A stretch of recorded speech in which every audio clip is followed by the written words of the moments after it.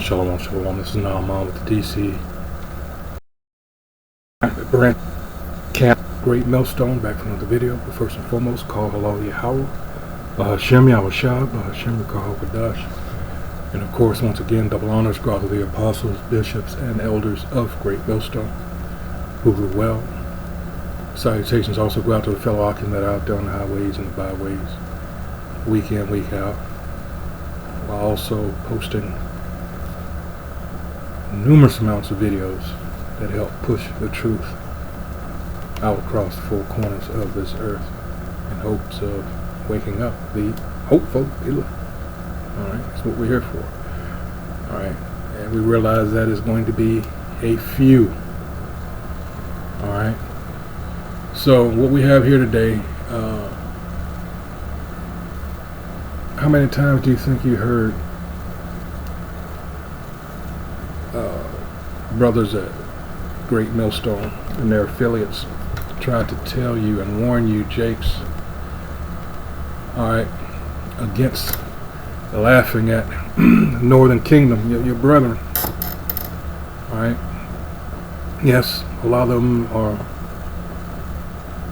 you know, got their heads up Esau's, Edom's ass, alright, but you know, they're still our people.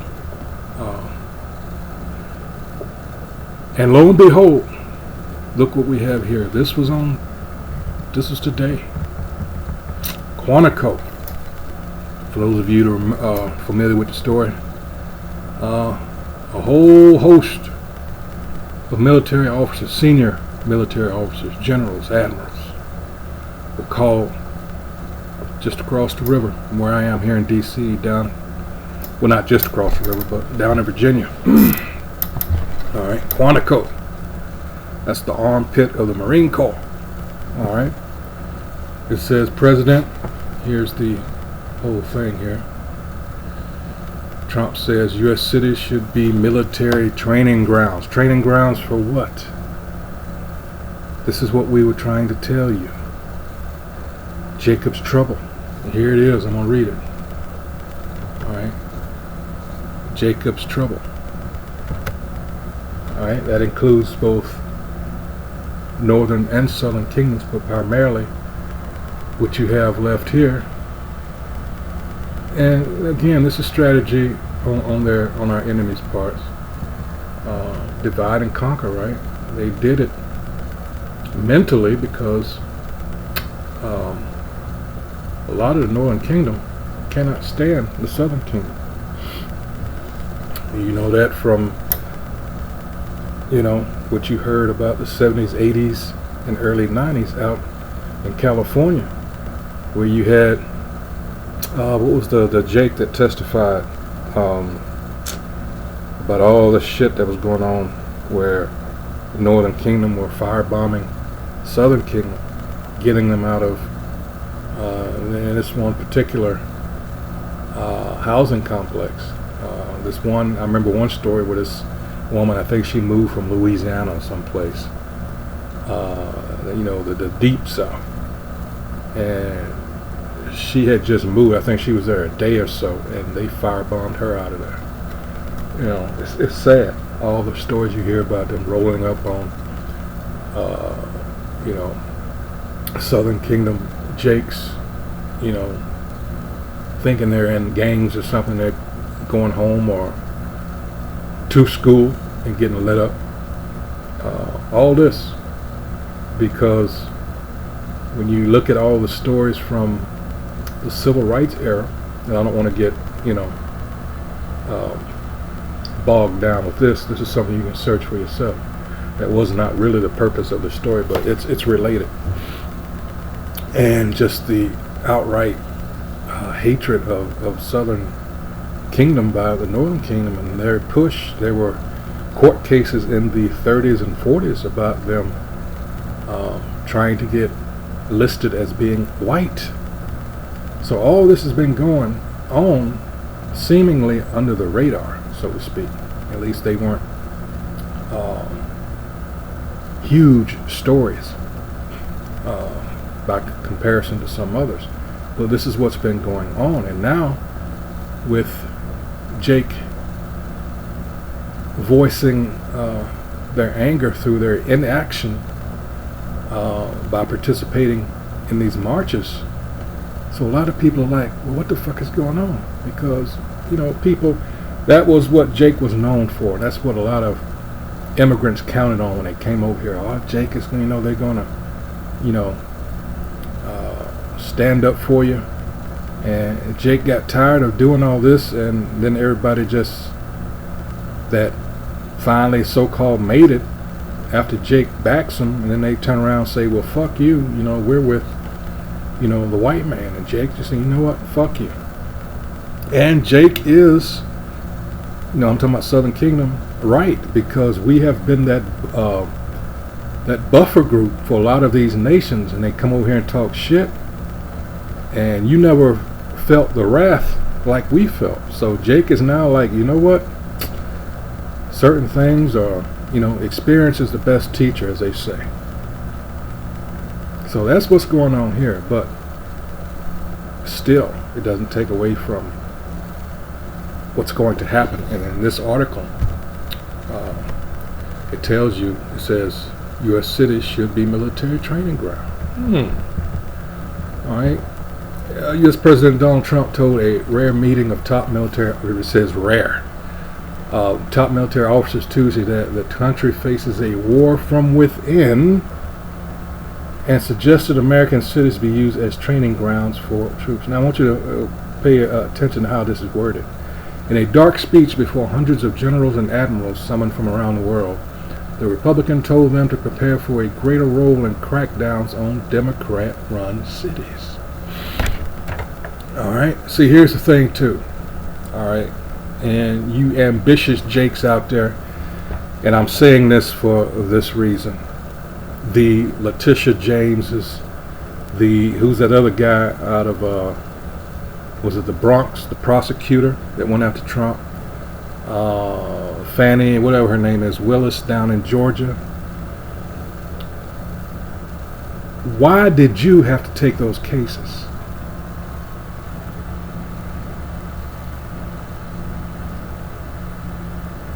See, the reason I'm saying it like this is because could it be that you were set up to take the heat for this? Because you know how proud Jake can get, especially these women. Why was it you?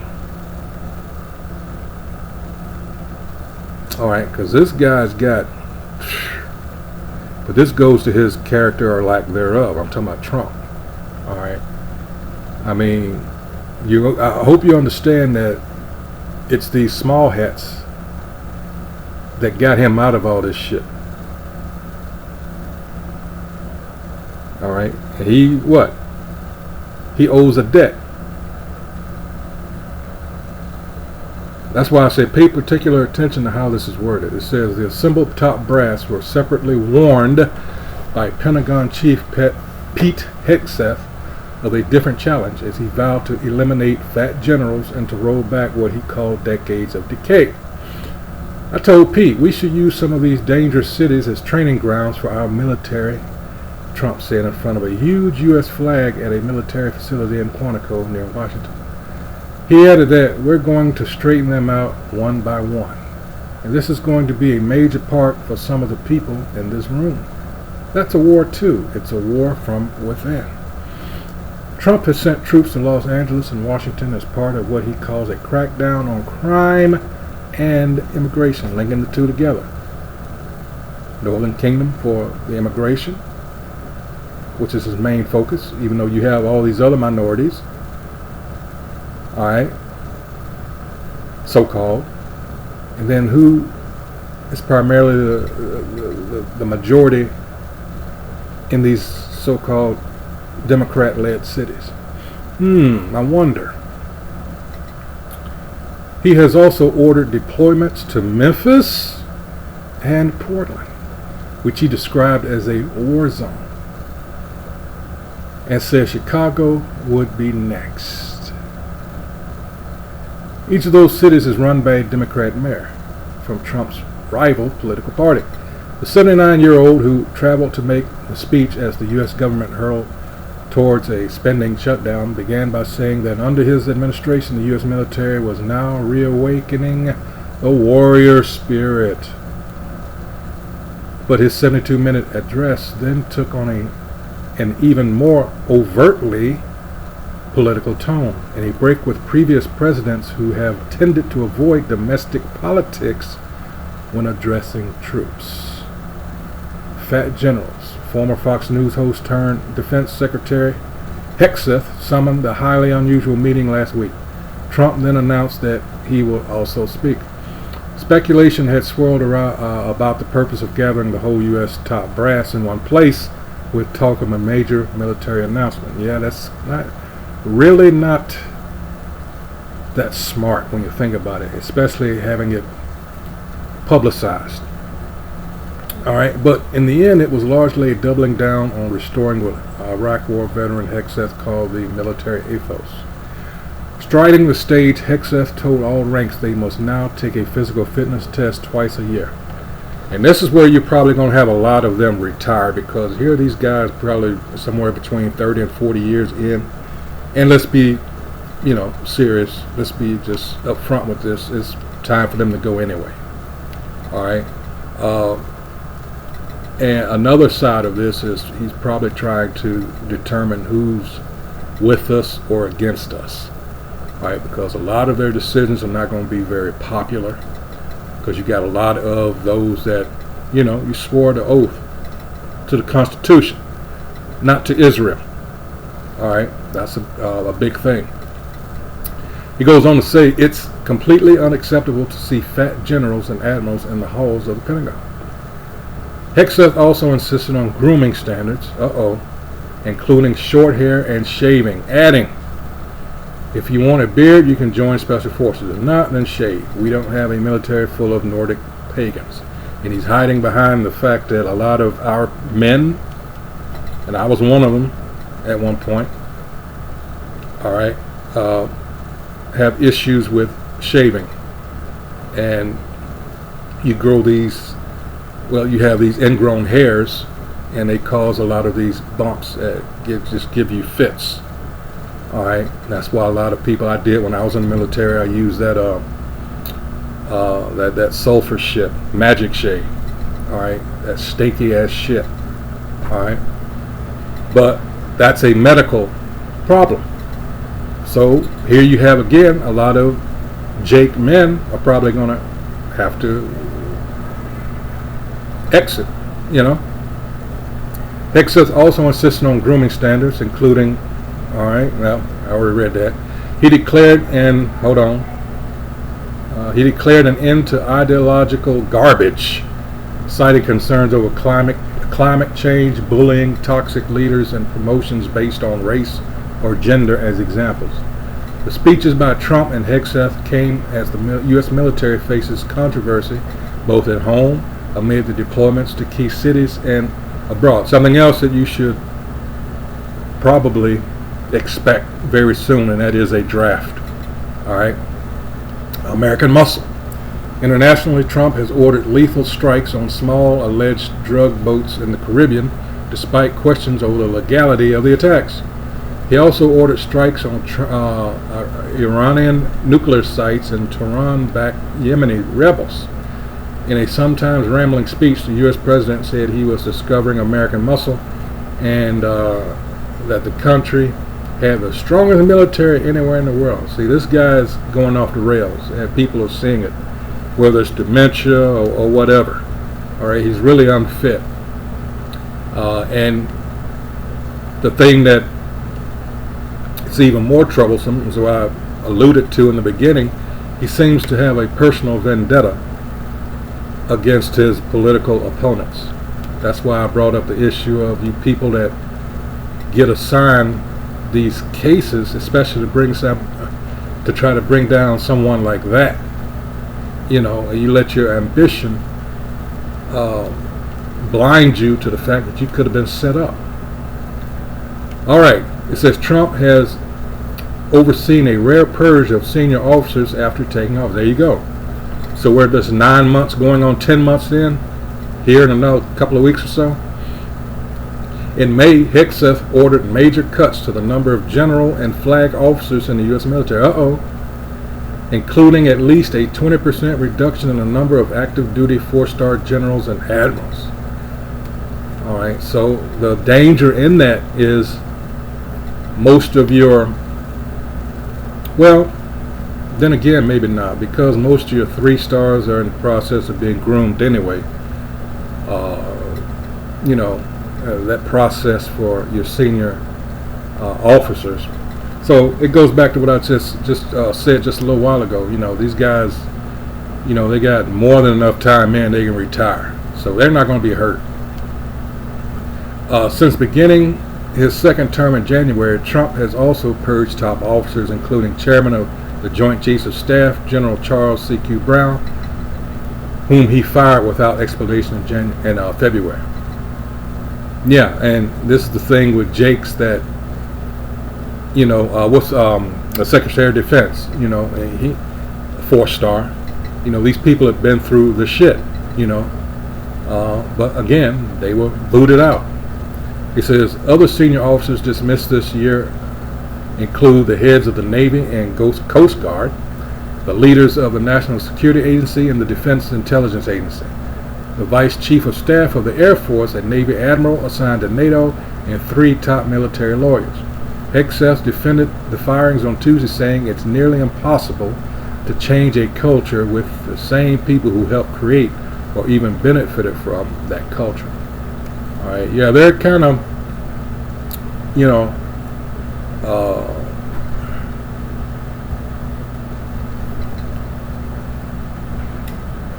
on the verge of, it's kind of like the brain drain, scenario, getting all of your most qualified individuals out, and it leaves room for people that don't know what they're doing. And you already see that in some other agencies where a lot of people just say, you know what, fuck it. Take for instance FEMA, NOAA, that a lot of people argue was the cause of what happened down in Texas with that flood that killed all those people. And that what was it? Some kind of, was it Christian camp, some shit, where all those people died. And again, they tried to blame, guess who? A so-called black man who was like 100 miles away. So we keep telling you about Jacob's trouble, and that's what I was going to get earlier. For those of you that didn't think this was an issue, it says restoration for Israel and Judah. And what it says here, and this is a warning, it says, alas, for that day is great. All right, slack it. So that none is like it, what's coming for our people. It is even the time of Jacob's trouble, but he shall be saved out of it. All right, yeah, we're talking about, and you can already see the beginnings of it because Jake is out here. A lot of them don't have a banking account. They don't have the resources that the so-called white man or any of these other minority groups, for that fact, have. And you're going to see a lot of robberies. You're going to see a lot of people getting smoked as a result of that. All right, because these white people are they're getting guns left and right. They're stacking up on ammo. They see what's coming. Jake is still in bullshit mode. Everything's for shits and giggles. And he doesn't realize the seriousness of what's going on here. But they don't listen. And we are out there on the highways and byways trying to tell our people. And we went over this the other day, Ezekiel 3rd chapter, you're going to have to pay for that in the end. It's one thing to be disrespectful. But like, damn, you got people out there that are trying. Actually, this is for you. This is for your edification. This is for you in this time, this grace period, in order to get yourself right. So don't expect any pity. All right? Because there's going to be none. That's just the way it is. All right. Wow. It's ooh-wee. But we keep telling you that's why scriptures like Isaiah 13, chapters like Isaiah 13 and Daniel 12, is there. Daniel 12 and 1 is there. There's a reason for that. That is something that's not too far off. It was a future prophecy. All right. And it's quickly coming to pass. All right. You're going to be cut off. What this man is doing, all right, these small hats, these tiny hats, these JOOs, they're tightening the noose. When this current monetary system crashes, this economic crash happens, and there is no more dollars and material money, it's all digital. What are you going to do? That's what's coming. That's what's going to allow him to have complete control. That's what, in the end, white supremacy is all about. Our people don't listen. How do you think Revelation 13 verses 16 and 17 are going to happen? They have to do away with the current system. Everything has to go digital. When it goes digital, they're going to know where money is going, what you spend it on, to who you spend it with, whatever. And that's the whole point. There's too much freedom in what you have now. So all these idiots out here talking about making it rain and all that, what are you going to do in that day? And it's coming quick. In the UK, they were just told, you're going to have a digital ID by 2029.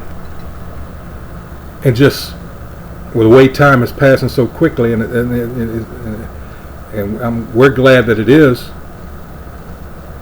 that's quickly coming to pass. China has that social credit system where if you say anything that they don't like, they punish you. They can cut you off completely with just a push of a button. That's what's coming here. The only reason it hasn't come here yet because there's so many guns in the Americans' hands, which they are trying to legislate out. And they know they're going to have heavy resistance. Not saying that the individual Americans are going to be able to do any real damage, no. But it's that resistance. You can't just run up in everybody's house, all right, and not expect to get your ass blown up.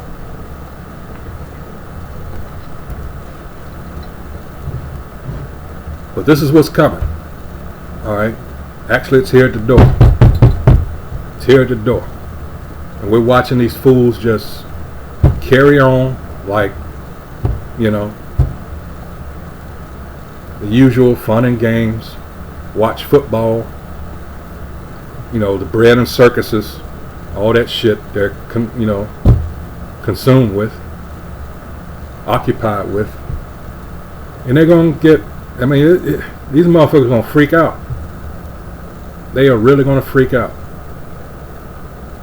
Motherfucker like me, I'm gonna be laughing, as will others. All right, because we did. I should say we are doing what we were commanded to do. Again, Ezekiel 3rd chapter, verses 17 through 19. All right, we're getting the blood off of our hands. You don't listen, that's on you. All right, so that's going to be it for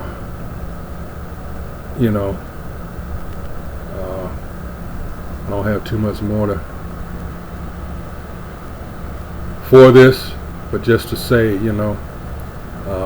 we told you so. And a lot of you going to put the pieces and the puzzle together, but it's going to be way too late. But you can't accuse us, all right, of not being there to warn you. Not these whorehouses or harlot houses that they call churches, because they were set up to to keep you fat, dumb, and stupid, and they're doing a wonderful job. So with that, once again, as I usually say at the end, I hope whoever views this video has been edified. That's what we're here for at Great Millstone. Filter everything through the scriptures. And also to remind you to remain circumspect, especially now. Alright? So with that, until the next video, Shalom.